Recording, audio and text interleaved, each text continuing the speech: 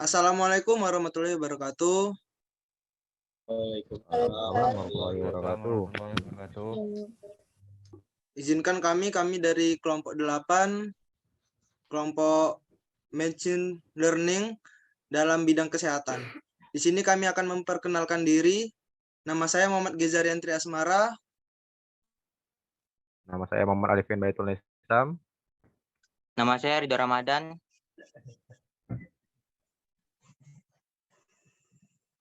Dan Lutfi Kurniawan mana? Lutfi. Ya, Lutfi Kurniawan sepertinya tidur. Ya, kita tahu lah. Ya. Gas aja, Yan. Ya, guys. Ini selanjutnya review singkat yang akan disampaikan oleh Ridho Ramadan. Ya. Silakan Ridho. Oke, jurnal pertama dengan topik pengecekan diabetes yang efektif menggunakan machine learning. Judulnya pendekatan pembelajaran machine learning untuk efektif pengakuan diabetes di e-healthcare menggunakan data klinis. Jurnalnya dari Sensor, volume 20 dan 21 halaman, tahun 2020. Penulisnya ada di tabel, reviewernya ada juga di tabel, tanggal 6 Mei. Permasalahannya adalah sistem diagnosis memiliki beberapa kelemahan, seperti waktu komputasi yang tinggi dan akurasi prediksi yang rendah. Tujuan dari penelitian adalah untuk memeriksa pasien diabetes dengan efektif menggunakan machine learning. Subjek penelitiannya adalah sistem machine learning yang efektif untuk mendiagnosa pasien dengan penyakit diabetes. Metode penelitian memakai metode learning untuk deteksi diabetes. Metode yang diusulkan telah diuji pada set data, yaitu dengan kumpulan data klinis yang dirancang dari riwayat klinis pasien. Selanjutnya, sistem machine learning akan mempelajari gejala pasien pengidap penyakit diabetes dengan efektif. Hasil penelitiannya adalah analisis statistik hasil eksperimen menunjukkan bahwa metode yang diusulkan akan secara efektif mendeteksi diabetes dan dapat digunakan dalam lingkungan e-healthcare atau aplikasi. Jurnal kedua adalah dengan topik biosensor yang diperkuat machine learning mulai digunakan dalam praktisi klinis, pemantauan kesehatan dan keamanan pangan, membawa revolusi digital dalam perawatan kesehatan. Dengan judul biosensor non-invasif yang diperkuat machine learning untuk kesehatan. Jurnal dari Advanced Healthcare Materials. Volume 10 dan 18 halaman tahun 2021. Penulis ada di tabel, reviewer ada di tabel. Tanggal 6 Juni. Permasalahannya adalah analisis praktik klinis, pemantauan kesehatan, dan keamanan pangan yang tidak akurat dan tidak terpantau dan dibutuhkan biosensor berbasis machine learning. Tujuan penelitiannya adalah biosensor yang diperkuat machine learning mulai digunakan dalam praktis klinis, pemantauan kesehatan, dan keamanan pangan, membawa revolusi digital dalam perawatan kesehatan. Subjeknya adalah sistem machine learning yang digunakan untuk praktisi klinis, pemantauan kesehatan, dan keamanan pangan yang dikonsumsi. Metode penelitiannya yaitu dengan metode pengumpulan berbagai jenis biosensor, non-invasif dan fisiologis.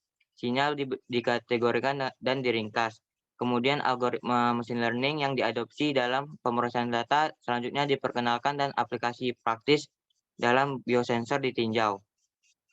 Hasil penelitian tersebut, biosensor yang diperkuat machine learning bisa diterapkan dalam dunia e-healthcare untuk memantau kesehatan pasien.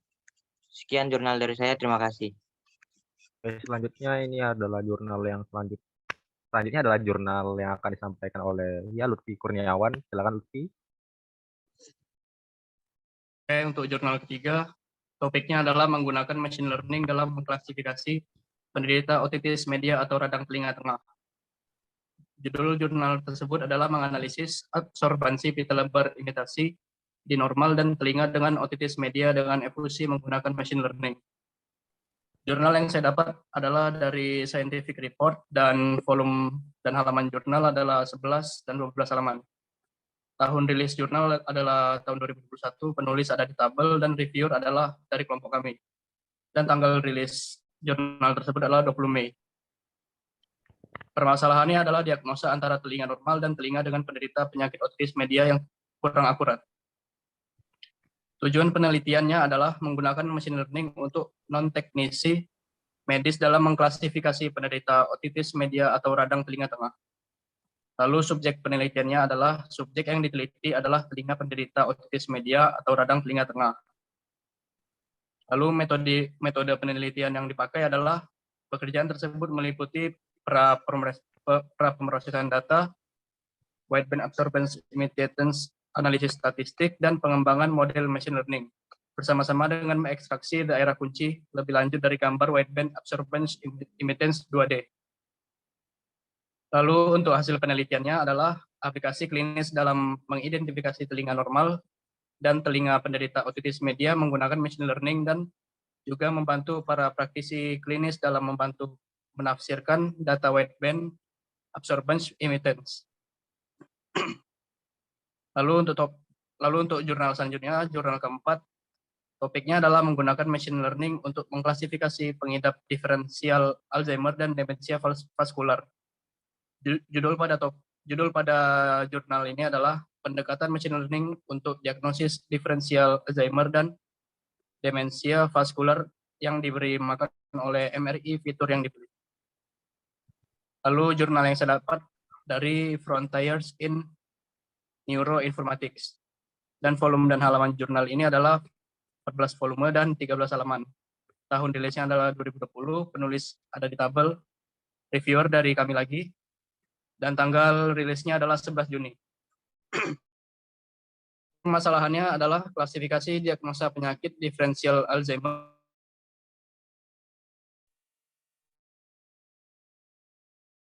learning dalam menentukan pasien penderita diferensial Alzheimer dan demensia.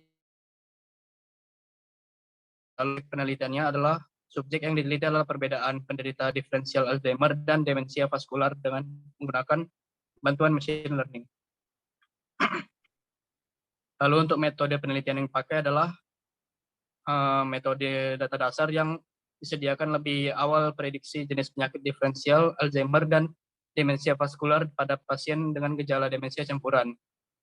Mempertimbangkan hal ini mendorong hasil machine learning digabungkan ke resolusi tinggi MRI akan memberikan pendekatan yang sesuai untuk mendukung dokter dalam pekerjaan klinis mereka, membantu mereka meningkatkan diagnostik dan akurasi prognostik serta terapi dan manajemen pasien.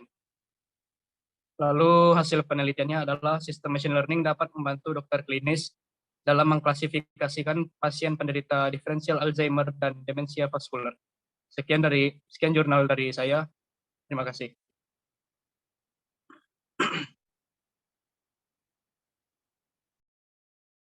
Oke, selanjutnya nih jurnal dari saya itu topik yang pertama adalah masih topik yang tadi machine learning di bidang kesehatan dengan judul prediksi kemunculan hipotensi di menggunakan algoritma machine learning. Jurnal ini saya dapatkan dari International Journal of Environmental Research and Public Health. Volume dan halaman ada tertera di PDF. Reviewer kami sendiri, kelompok kami sendiri, tujuan penelitian ini adalah memberikan analisis dari machine learning yang awalnya data parameter klinis mencegah hipotensi secara personel atau dalam waktu yang terbatas menjadi analisis data klinis yang lebih akurat. Subjek penelitian ini adalah data klinis, diagnosis penyakit ginjal, kronis, dan pencegahan hipotensi dengan analisis machine learning yang memberikan akurasi tingkat hingga 80%. Metode penelitian yang kami gunakan itu memprediksi timbulnya hipotensi selama dia dianalisis menggunakan model prediksi penghitungan hingga 22 parameter klinis yang diukur 5 kali selama sesi. Hasil dari penelitian ini adanya sistem prediksi kemunculan hipotensi dari data-data pasien yang dianalisis oleh machine learning dengan output data analisis penyakit hipotensi dengan akurasi yang lebih tinggi daripada diagnosa konvensional. Yang kedua ini adalah jurnal dengan judul Trends in Using IoT with Machine Learning in the Health Prediction System atau prediksi kesehatan dengan menggunakan IoT dan machine learning. Jurnal ini saya dapatkan dari MDPI Stay Natural with to jurisdiction claims in the published maps and institution affiliation, volume dan halaman tertera di PDF. Tujuan penelitian ini yaitu menyajikan gambaran komprehensif tentang pendekatan machine learning dan yang ada dan pendekatan aplikasi dalam data medis IoT. Subjek penelitian ini diagnosis sistem catatan medis dan diagnosis penyakit. Metode penelitian yang dilakukan ada pengumpulan data untuk mengungkap pola-pola tersembunyi dalam data massal untuk prediksi dan rekomendasi dalam sebuah sistem. Hasil dari penelitian ini perawatan kesehatan, diagnosis dan analisis kesehatan meliputi berat badan, denyut jantung, tekanan darah, suhu dan glukosa darah akan dianalisis menjadi data dari sensor yang dimasukkan akan dianalisis kesimpulan gejala atau kondisi dalam pertimbangan kesehatan. Selanjutnya akan dilanjutkan oleh Geza. Silakan Geza. Oke, ini jurnal yang ke-7. Topiknya Machine Learning dalam bidang kesehatan. Judulnya penelitian tentang insomnia pada bahasa Tionghoa tradisional, diagnosis, obat dan berdasarkan pengobatan pada pembelajaran mesin. Jurnalnya Chinese Medis, volumenya 16, halamannya 21. Tahun 2021 penulisnya ada di tabel dan reviewernya lupa tulis. Permasalahannya, insomnia sebagai salah satu penyakit dominan pengobatan tradisional Cina telah berkembang secara luas dipelajari dalam beberapa tahun terakhir untuk mengeksplorasi pendekatan baru penelitian tentang diagnosis dan pengobatan TSIM. Makalah ini menjadikan strategi untuk penelitian insomnia berdasarkan pembelajaran mesin. Tujuan penelitiannya membuat obat-obatan tradisional yang diagnosis insomnia dengan cara sistem machine learning. Subjek penelitiannya melakukan penelitian terhadap proses pembuatan obat-obatan tradisional. Metode penelitiannya, pertama-tama 654 kasus insomnia telah dikumpulkan dari seorang dokter TCM yang berpengalaman sebagai data sampel. Kedua, mengingat karakteristik diagnosis dan pengobatan TCM isi. Sampel penelitian telah dibagi menjadi 4 bagian: informasi dasar, 4 metode diagnostik, pengobatan berdasarkan sindrom direferensi, dan resep utama.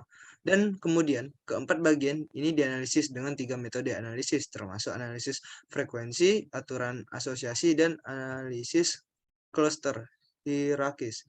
Akhirnya, sebuah studi comparison tentang seluruh 4 bagian telah dilakukan secara acak. Hasil penelitian dari 4 bagian di atas mengungkapkan beberapa koneksi penting secara bersamaan berdasarkan model algoritma yang dibuat oleh hutan acak. Akurasi memprediksi resep utama oleh kombinasi dari 4 metode diagnostik dan pengobatan berdasarkan direferensi sindrom adalah 0,85. Selanjutnya memiliki dekstrasi filter melalui penerapan hutan acak. Diferensiasi sindrom dari 5 organ Zhang adalah terbukti menjadi parameter paling signifikan dari diagnosis dan pengobatan TCM. Jurnal yang ke-8 topiknya adalah machine learning dalam pengecekan gula darah. Judulnya deteksi gula darah menggunakan teknik pembelajaran mesin berbeda. Jurnalnya dapat International Journal of Electric Engineering dan Application. Volumenya 9, halamannya 11. Tahun 2021 penulisnya di tabel dan reviewernya di tabel juga. Tanggalnya 3 Juli sampai September. Permasalahan memprediksi kandungan darah yang tidak akurat. Tujuan penelitian menggunakan sistem machine learning dalam memprediksi kandungan gula darah. Subjek penelitian mengamati cara proses kandungan gula darah. Metode penelitian, algoritma klasifikasi machine learning yang digunakan untuk memprediksi diabetes. Langkah pertama adalah untuk mengolah data terlebih dahulu. Dengan demikian, pada penerapan setiap algoritma klasifikasi, akurasi dicatat dan dibandingkan untuk memprediksi algoritma mana yang berkinerja lebih baik untuk memprediksi diabetes. Hasil penelitiannya dalam makalah ini, untuk analitik prediktif, berbagai algoritma pembelajaran mesin yang sudah dikenal digunakan. Ini algoritma termasuk SVM, KNN, LR, DT, RF, dan NB. Pada dataset bernama PIMA, Indian terdiri dari 768 catatan tentang prediksi diabetes yang dibuat untuk melatih dan menguji model prediktif.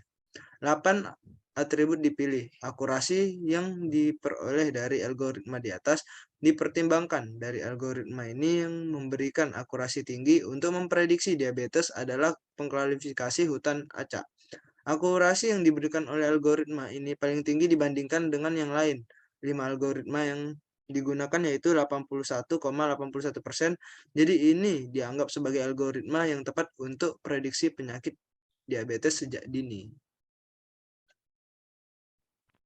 Dah. Ya. Ya, sekarang untuk sesi pertanyaan silakan ada yang ingin bertanya karena di sini ada 15 orang. Silakan 15 orang, kami 4 orang. Jadi 11 orang yang akan bertanya. Mungkin dari kelompok IoT silakan Permisi, bertanya. saya dari kelompok 5 bertanya bagaimanakah kinerja sistem diabetes. Terima kasih. Oke.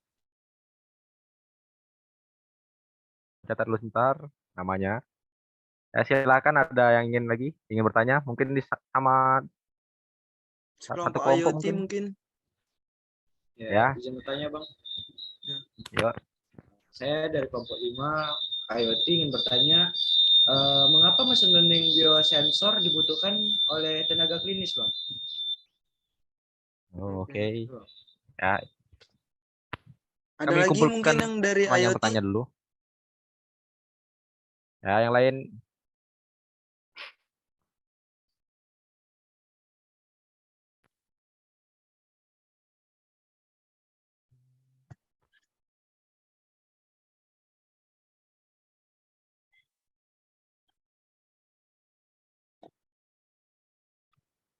Ya. Ada yang bertanya lagi? Dit, itunya mic-nya tak, Dit?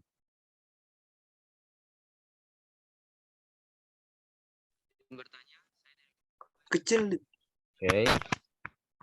Suaramu kecil, Dit. Jung, suaramu kecil, Jung.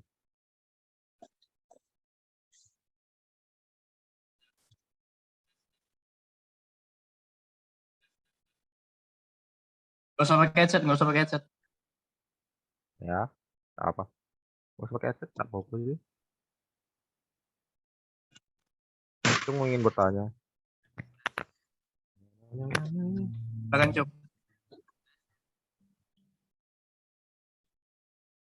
Ya.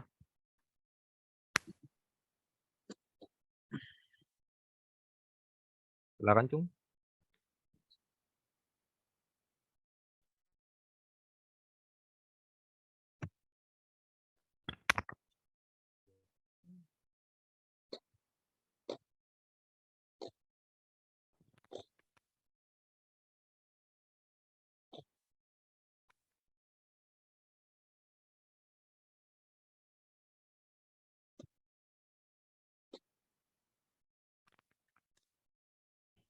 Ngelik ke HP.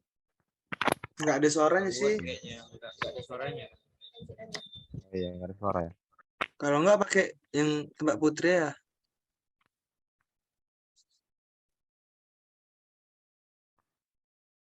Ya, kalau ini bisa di Pak Putri, tapi Cung yang bertanya, tak apa-apa.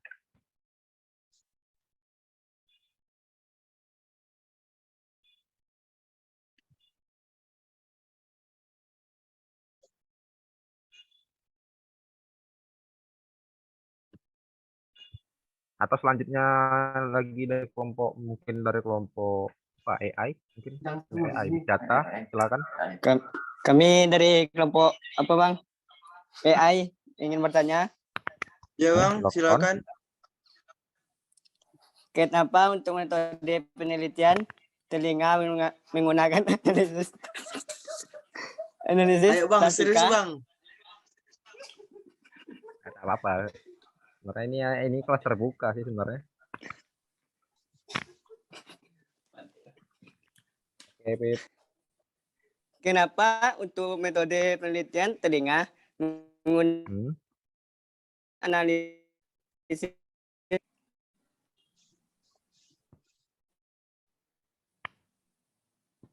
Oke. Abang. Ya, selanjutnya. Mungkin ada satu kelompok yang ingin bertanya lagi untuk melengkapi pertanyaan-pertanyaannya. Kita terkendala oleh jaringan.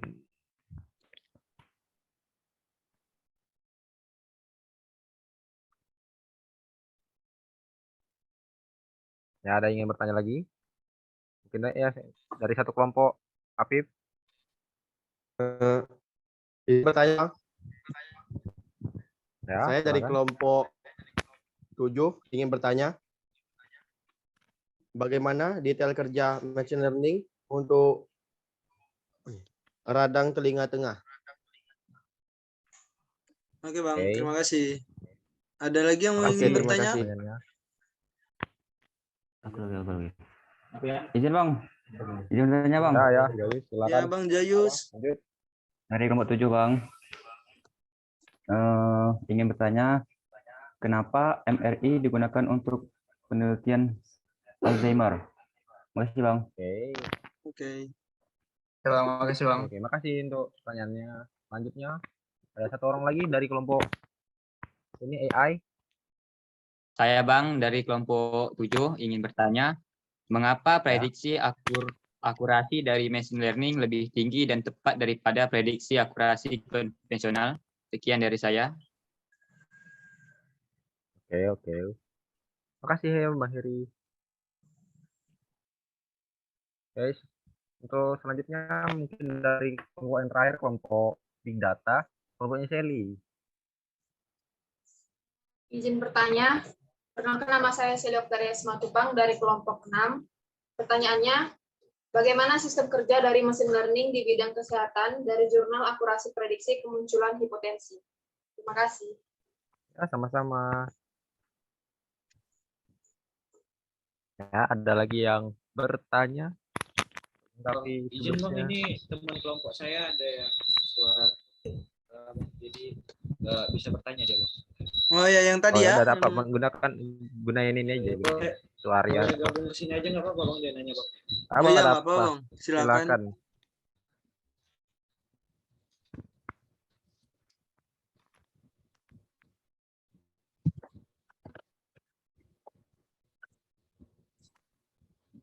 Oke, saya dari kelompok 5 ingin bertanya, mengapa sistem biosensor ini bisa dikatakan membawa revolusi digital dalam perawatan kesehatan?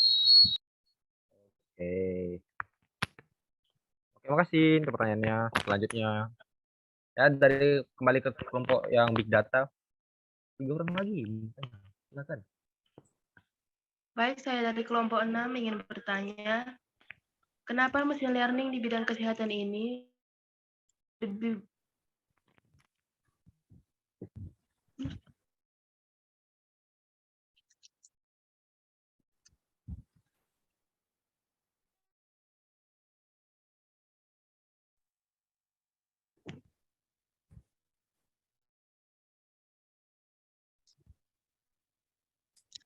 Oke, saya ulangi. Kenapa machine learning di bidang kesehatan ini dari pelayanan kesehatan konversial? Oke, terima kasih kasih. Kak Sri tentang jawaban pertanyaannya. Selanjutnya, Baik, saya izin bertanya. ya silakan. Saya Lisa Mulyana dari kelompok 6 ingin bertanya, bagaimana algoritma machine learning ini dapat membantu dokter dalam pengambilan keputusan diagnosis? Baik, sekian, terima kasih. Oke, sama-sama. Ya, selanjutnya mungkin satu orang lagi. Baik, saya dari kelompok 6 izin bertanya. Bagaimana sistem yang disederhanakan ini berjalan tanpa adanya diagnosis dokter dulu? Oke, makasih Kak Rinda. Izinkan berikan waktu, nggak izinkan kami untuk menjawab pertanyaannya dan memberikan waktu untuk menjawabnya. Sebentar, kira-kira berapa menit? 2 menit? 3 menit lah. Maybe. 3 menit. Ya, 3 menitan. Ya. Izin Bang, ini Wan, tolong matiin whiteboardnya Wan. Ya, Bang Iwan.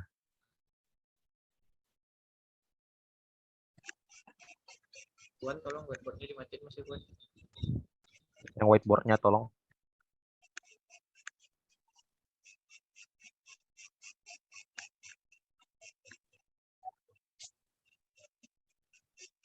Mana Bang Iwan? Oke.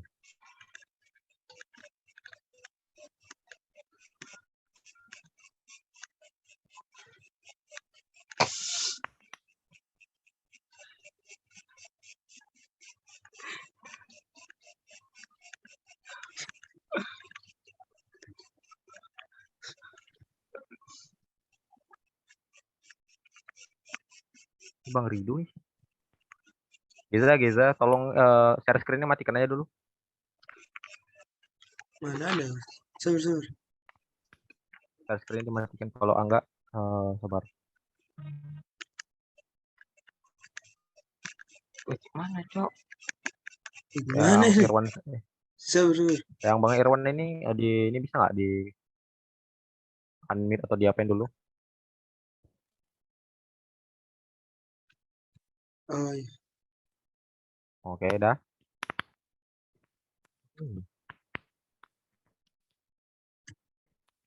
Ya, Rido silakan menjawab pertanyaan yang sudah ditanyakan.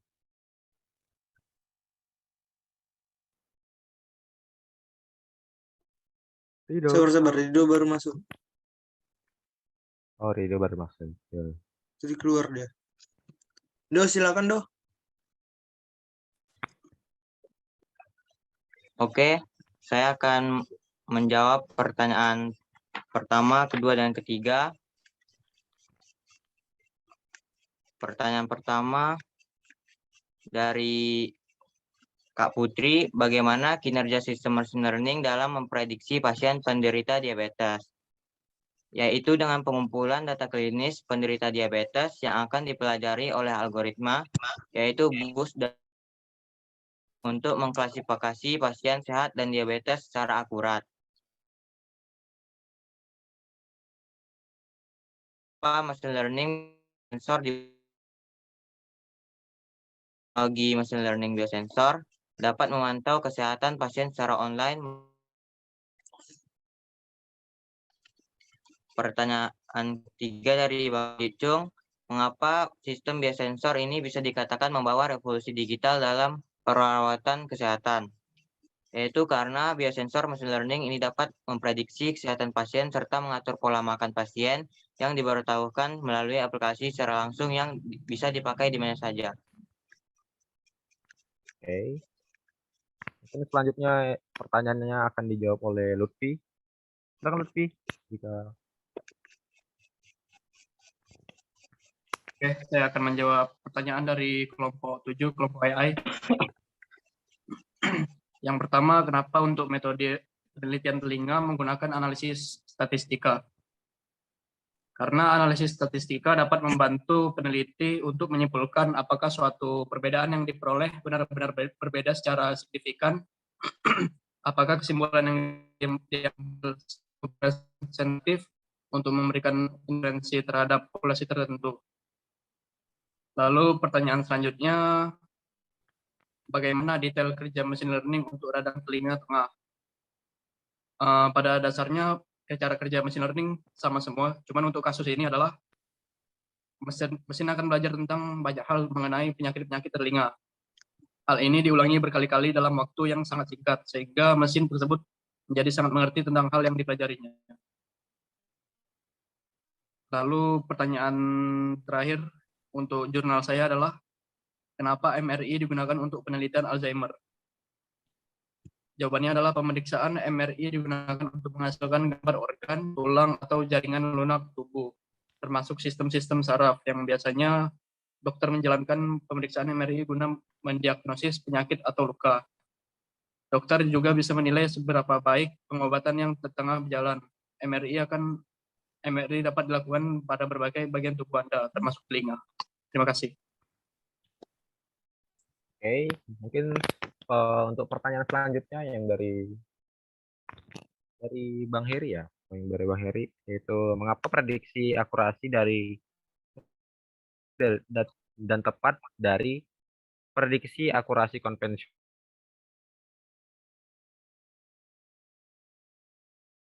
kami analisis data-data dari pasien dan data dalam melakukan diagnosis kemunculan hipotesis. Lanjut pertanyaan dari Kak Seli. Bagaimana sistem kerja dari machine learning di bidang kesehatan dari jurnal akurasi prediksi kemunculan hipertensi? Jawabannya itu sistem kerjanya seperti pengumpulan data-data diagnosis dari berbagai banyak pasien dan data itu disimpan dan dianalisis oleh machine learning dan dibuatkan algoritma diagnosisnya. Saat ada pasien yang datanya sama dan data-datanya sama dan itu bisa didiagnosis secara langsung secara real time. Selanjutnya itu pertanyaan dari Kak Sri, ya. Kak, ya. Kenapa machine learning di bidang kesehatan ini lebih mudah dari pelayanan kesehatan konvensional? Karena pelayanan machine learning dapat diakses dari mana saja dan real time kapan saja dengan adanya algoritma machine learning yang ada. Oke. Mungkin selanjutnya pertanyaan Oke, dari tadi ada dari kelompok Big Data. Ya. Saya akan menjawabnya. Tadi ada menanyakan bagaimana algoritma machine learning dapat membantu dokter dalam pengambilan keputusan diagnosis. Karena algoritma machine learning ini mendapat data klinis tentang gula dalam darah pasien dan dibandingkan dengan parameter dalam algoritma tersebut sehingga dokter lebih dapat menyimpulkan diagnosis. Yang kedua, bagaimana sistem yang disederhanakan ini berjalan tanpa adanya diagnosis dokter dulu. Sistem sederhananya sebenarnya simpel. Sebuah algoritma machine learning akan menerima atau menguji banyak data tentang penyakit darah seperti diabetes, hipertensi, dan lain-lain. Dan data tersebut akan menjadi parameter ukur sebuah diagnosis dari algoritma. Yang ketiga, bagaimana cara machine learning memprediksi gula darah dengan akurat, yaitu dengan pengumpulan data gula darah yang diambil dari pasien melalui bantuan dokter. Setelah itu, algoritma akan mengklasifikasi kandungan gula darah pasien tersebut. Sekian dari saya. Terima kasih. Oke, semua jawaban dari pertanyaan-pertanyaan kawan-kawan. Sekian sebenarnya presentasi reviewer jurnal kami dari kelompok 8 mesin learning di bidang kesehatan. Apabila ada salah kata mohon dimaafkan. Saya tutup dengan wabillahi taufiq walhidayah. Wassalamualaikum warahmatullahi wabarakatuh. Terima kasih banyak.